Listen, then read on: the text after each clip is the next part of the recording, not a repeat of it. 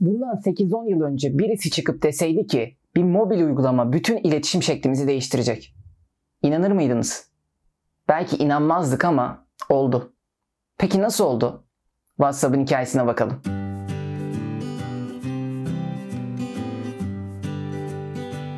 WhatsApp 2009 yılında California Mountain View'da iki eski Yahoo çalışanı olan Brian Acton ve Jen Koum tarafından kuruluyor. Brian Acton ve Jen Koum 2007 yılının Eylül ayında Yahoo'daki işlerinden ayrılıyorlar ve Güney Amerika'ya bir seyahate gitmeyi planlıyorlar. Bu seyahate çıkmadan önce de çeşitli iş başvuruları yapıyorlar. Bu başvurulardan bir tanesini de Facebook'a yapıyorlar. Tam bu noktada twist of fate, yani kaderin cilvesi diyebileceğimiz bir durum gerçekleşiyor aslında. Bundan ileride bahsedeceğiz detaylı olarak. 2009 yılının Ocak ayında Jen Koum bir tane iPhone alıyor ve Apple'ın uygulama marketi olan App Store'dan çeşitli uygulamalar indiriyor. O dönemde Jen Koum uygulama dünyasındaki hızlı değişimin, hızlı dönüşümün farkına varıyor. Yani Jen Koum mobil uygulamaların hayatımızı nasıl derinden etkileyebileceğini öngörüyor. Bunun üzerine arkadaşı Alex Fishman'ı ziyaret ediyor ve ona bir uygulama yapmak istediğinden bahsediyor. Uygulama şu şekilde olacak: İnsanlar birbirlerinin statüs, yani durumlarını görebilecekler uygulamaya girdiklerinde. Jen Koum projeyi arkadaşı Alex Fishman'a anlatınca Alex Fishman Rus bir geliştirici buluyor. Igor Solemenikov isimli bu geliştirici WhatsApp'ın ilk sürümünü hayata geçiriyor. Bu arada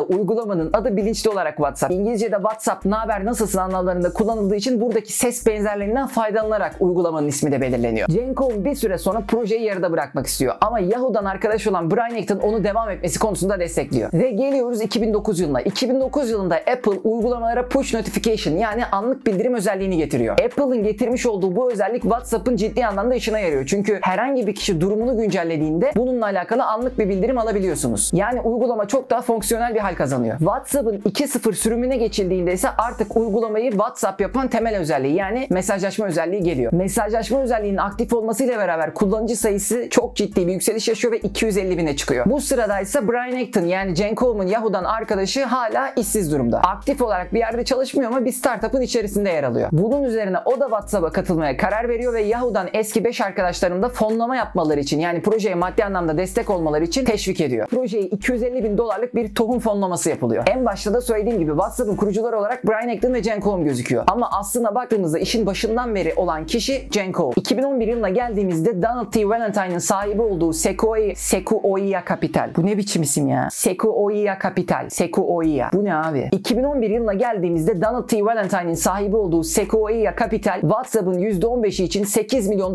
bir yatırım yapıyor. Bundan 2 yıl sonra ise, yani 2013 yılına geldiğimizde WhatsApp'ın 50 kişilik bir çalışan ekibi ve 200 milyon aktif kullanıcısı var. Aynı yıl içerisinde Sequoia Capital $50 milyon daha yatırım yapıyor ve şirketin değerlemesi $1,5 milyar ulaşıyor. 2013 yılının Aralık ayında WhatsApp'ın kendi blogunda yayınladığı bilgiye göre aylık aktif kullanıcı sayısı 400 milyon kişiye ulaşmış durumdaydı. Şimdi bu kadar fazla kullanıcının olduğu bir yerde ne olmasını bekleriz? İnternet dünyasında bu kadar fazla kullanıcının olduğu bir yerde Facebook'un işin içine dahil olmasını bekleriz. 2014 yılında Facebook $19 milyar karşılığında WhatsApp'ı satın alıyor. Şimdi bu $19 milyar $12 milyar Facebook hissesi. $4 milyar nakit, $3 milyar da Brian Acton ve Jen Koum, yani kurucular için ayrılmış. Bu satın almayla birlikte Sequoia Capital'de koyduğu paranın misliyle fazlasını WhatsApp'tan geri almış oluyor. Yani muhteşem bir yatırım yapmış oluyorlar. Fakat Facebook WhatsApp'ı satın aldıktan sonra buna tepkiler de oluyor. Çünkü insanlar Facebook'a güvenmiyorlar ve tepkilerini farklı mesajlaşma uygulamalarına geçerek gösteriyorlar. Pavel Durov'un Telegram uygulaması 8 milyon, Japonların Line uygulaması 2 milyon yeni indirme elde ediyor. Yani WhatsApp'ın satılması o sırada aslında rakip uygulamaların da işine geliyor. Bu arada WhatsApp'ın rakipleri demişken sadece Telegram veya Vine yok. Aynı zamanda Çin'de WeChat, İsrail'de de Viber WhatsApp'ın önemli rakipleri arasında. 2017 yılında Avrupa Komisyonu Facebook'a 110 milyon euro ceza kesiyor. Bu cezanın gerekçesi Facebook WhatsApp'ı satın aldıktan sonra iki şirket arasında veri paylaşımı yapması. Avrupa Birliği'nin düzenlemelerine göre Facebook'un bunu yapmaması gerekiyor. Yani kullanıcıların bilgilerini, kişisel bilgilerini, telefon numaralarını veya diğer bilgilerini iki şirket arasında Facebook'un normalde paylaşmaması gerekiyor. Fakat Facebook bunları kullanıyor. Hatta bunları baz alarak insanlara reklam gösteriyor. 2017 yılına geldiğimizde Brian Acton, 2018 yılında da Jen Koum WhatsApp'tan ayrılıyor. Yani bu 2 yıl içerisinde WhatsApp'ın asıl kurucularının şirkette olan ilişiği sona ermiş oluyor. Peki Facebook neye istinaden WhatsApp'ı aldı? Nasıl bir potansiyel gördü? Özellikle teknoloji şirketleri için bahsedebileceğimiz bir kavram var. Intangible asset, yani soyut varlık. WhatsApp'ın bu kadar hızlı büyüyen kullanıcı sayısı her ne kadar ciddi bir fiziksel geliri olmasa bile onun intangible asset'i, yani soyut varlığı. Aslında bu kullanıcıların kullanıcıların hepsi ileride WhatsApp gelir elde etmeye başladığında potansiyel gelir kaynakları. Dolayısıyla başlangıçta intangible yani soyut durumdaki kullanıcıları ileride gelir kanalına çevirebilirsiniz. Yani tangible, somut bir hale dönüştürebilirsiniz. Facebook da bunu çok iyi biliyordu. Ama tabii ki Facebook'un tek gerekçesi bu değildi. Biraz önce de konuştuğumuz gibi Avrupa Komisyonu'ndan 110 milyon euroluk bir ceza yedi Facebook. Ve gerekçesi insanların verilerini kullanmaktı. Yani Facebook ödediği milyarlarca doların karşılığını aslında WhatsApp'tan elde ettiği verilerle de almış oldu. Şimdi şu grafiğe bir bakalım. 2013 yılının Nisan ayında WhatsApp'ın 200 milyon kullanıcısı var. 2017 yılının Aralık ayına geldiğimizde ise bu sayı 1,5 milyar. İşte size tek bir grafikle Facebook'un WhatsApp'ın neden aldığının ispatı. Hatırlarsanız 2009 yılında 250 bin kullanıcıya ulaştığını söylemiştik WhatsApp'ın mesajlaşma özelliği geldikten sonra. 2013 Nisan ayında 200 milyon olduğuna bakarsak 800 katına çıkmış. İşte Facebook bu büyümenin daha da süreceğini, daha da hızlanarak ilerleyeceğini düşündüğü için WhatsApp'ı satın aldı. 2017 yılında açıklanan istatistiğe göre kullanıcılar WhatsApp'ta her gün 340 milyon dakika video görüşme yapıyordu. Bunu yıla çevirdiğinizde 646 yıla denk geliyor. Bir gün içerisinde 646 yıla denk gelen video görüşme. Muazzam bir metrik gerçekten. Sırada WhatsApp'la alakalı spekülasyonlar, söylentiler ve tuhaf olaylar var. 2016 yılında WhatsApp Gold isimli bir uygulama piyasaya sürülüyor. Uygulama aslında bir scam, yani sahte bir uygulama. Sadece dolandırıcılık yapmak amacıyla geliştirilmiş. Uygulama Brezilya'da çok popüler oluyor ve 1,5 milyon kişi hacklenerek para kaybediyor. WhatsApp'la alakalı yapılan eleştirilerden bir diğeri de iletişimde sahte haberlerin yayılmasına olanak sağladığı. 2018 yılında Brezilya seçimlerinde WhatsApp üzerinden sahte haberlerin yayılması için 3 milyon dolarlık bir harcama yapıldığı ifade ediliyor. İletişim kuramcısı Marshall McLuhan'ın ortaya attığı bir kavram var. Global Village, yani küresel köy. Dünya şu anda Marshall McLuhan'ın öngördüğü gibi küresel bir köy halini aldı. Yani dünyanın herhangi bir yerinde olan habere anında dünyanın başka bir noktasına ulaşabiliyoruz. Fakat haberlerin teyit edilmeden bu kadar hızlı yayılması